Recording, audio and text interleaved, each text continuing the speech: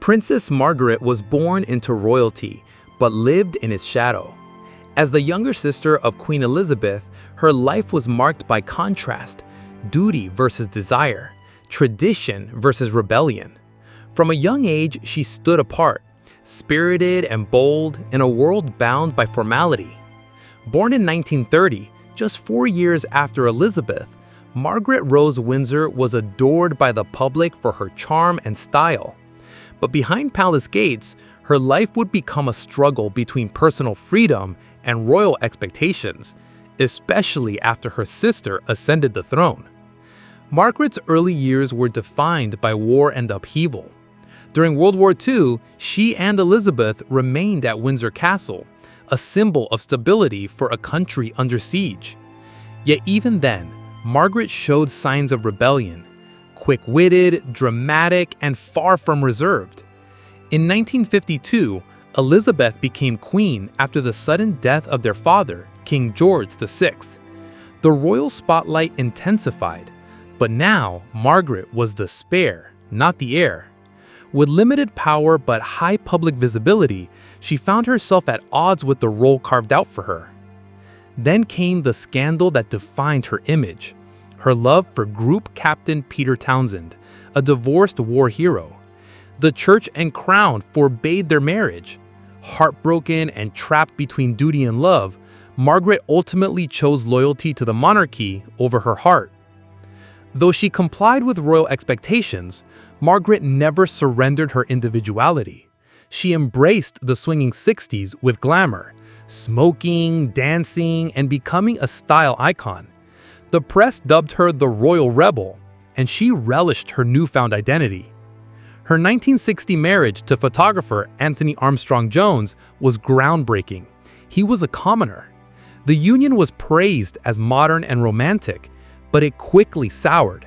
The couple's differences became tabloid fodder, and the marriage collapsed in scandalous headlines.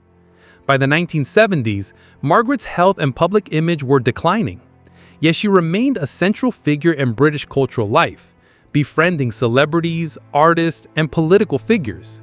Behind her public mask, however, was a woman grappling with loneliness and lost potential. In her final years, Margaret lived quietly, out of the spotlight, but never far from public fascination. She suffered strokes and battled illness, passing away in 2002. Her funeral, though private, marked the end of an era, one that challenged the idea of royal perfection. Princess Margaret's legacy is complex, glamorous yet tragic, royal yet rebellious. She never ruled, but she ruled hearts. In her defiance, elegance, and flaws, she became something the monarchy rarely allows: human. Her story still resonates with those who seek freedom within tradition. Margaret's complex relationship with the media reflected the evolution of royal celebrity in the 20th century. She was both worshipped and criticized, photographed with glamour and scandal alike. The British tabloids fed on her every move, her fashion, her friends, her failures, turning her life into headlines. Unlike her sister, who maintained stoic silence, Margaret showed emotion, charm, wit, and at times, temper. She became a symbol of the human cost of monarchy, a life under constant observation with few outlets for authenticity. Princess Margaret's relationship with her sister, Queen Elizabeth II, remained respectful but emotionally distant. While bound by blood, their royal roles created a gulf of responsibility and perception.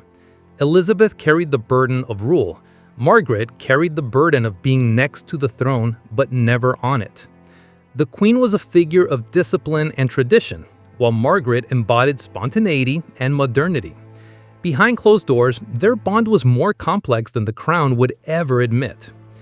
Though critics labeled her a royal rebel, Margaret never publicly disrespected the institution of monarchy. Her discontent was personal, not political.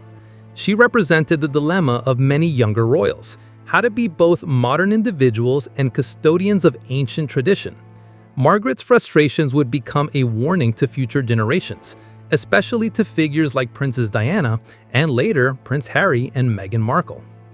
Margaret found solace in the arts. She was a devoted patron of music, ballet, and theater. She formed friendships with cultural icons like Noel Coward and Mick Jagger. Unlike her more reserved royal relatives, she lived in color, surrounded by artists, musicians, and rule breakers. Her parties at Kensington Palace became legendary, reflecting her need for beauty, escape, and connection in a world that often felt rigid and isolating. Her marriage to Anthony Armstrong-Jones had moments of passion, but it eventually fractured under the weight of incompatible lives and relentless public scrutiny. Armstrong-Jones was artistic, liberal, and unaccustomed to royal constraints. Margaret was emotional, proud, and haunted by sacrifice. Affairs on both sides deepened the cracks, and in 1978, they divorced, marking the first royal divorce since Henry VIII's time. The crown was shaken, and precedent shattered. Despite her personal struggles, Margaret continued royal duties well into the 1980s. She visited hospitals, schools, and charities, especially those supporting the arts and healthcare. Yet her public appearances grew rare as health problems worsened. She was diagnosed with lung and heart issues, exacerbated by years of smoking and stress. Her once vibrant figure became a quiet shadow, retreating from the public eye she had once captivated. Princess Margaret's life was a reminder that royalty is not immunity from sorrow. She endured heartbreak, public ridicule, health decline, and emotional distance. Yet, through it all, she remained unmistakably herself, flawed, dazzling, and fiercely proud. She never apologized for being different. She wore her rebellion like a crown, and in doing so, modernized a perception of what it meant to be royal. When she passed away in 2002, it marked more than the end of a life. It closed a chapter in the monarchy story. Margaret belonged to a generation that balanced on the edge of tradition and change. Her funeral was subdued but heartfelt, attended by celebrities, aristocrats, and everyday citizens who saw in her a royal who had lived publicly, passionately, and imperfectly. In recent years, renewed interest in Margaret's life through series like The Crown has sparked global fascination. Viewers are drawn not just to her glamour, but to her contradictions. She is remembered not just as a princess, but as a symbol of emotional honesty within a system of stoicism. Her laughter, sharp tongue, and tragic moments remind us of the human side of history. Princess Margaret's story endures because it reflects our own modern struggles: duty versus self, fame versus privacy, love versus loyalty. Though she never wore the crown, she remains one of the monarchy's most captivating figures. Her legacy is not about perfection, but about authenticity, and in that, she may have been the most relatable royal of all.